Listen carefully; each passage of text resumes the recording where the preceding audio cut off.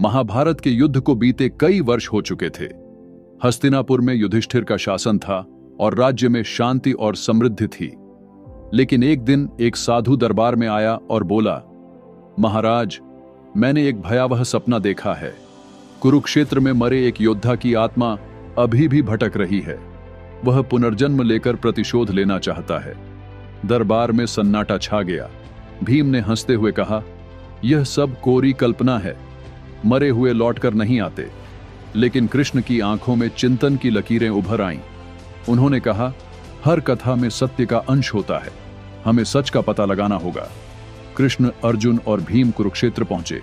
जैसे ही उन्होंने रणभूमि पर कदम रखा, हवा में एक अजीब सी सिहरन दौड़ गई। चारों ओर धूल और सूखे पत्तों की सरसराहट थी, मानो कोई फुसफुसा रहा हो। तभी सामने धुंध से एक छवि उभरी। वह एक योद्धा था।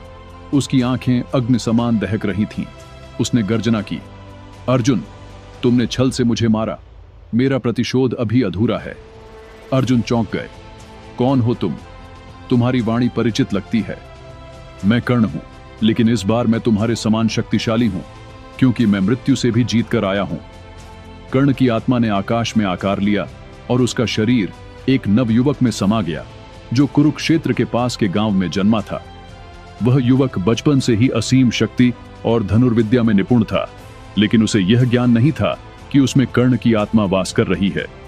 कृष्ण ने गंभीर स्वर में कहा, पुनर्जन्म सत्य है और यह प्रतिशोध की अग्नि से जल रहा है। केवल प्रेम और क्षमा ही इसे शांत कर सकते हैं। कर्ण की आत्मा शांति पाकर स्वर्ग की ओर चली गई। युवक ने जब आंखें खोलीं तो वह एक साधारण मनुष्य था, बिना किसी क्रोध या प्रतिशोध के। कुरुक्षेत्र की भूमि पर फिर से शांति छा गई, लेकिन हवा में एक मंत्र गूंजा, धर्म की विजय तब होती है जब क्षमा प्रतिशोध को पराजित करती है।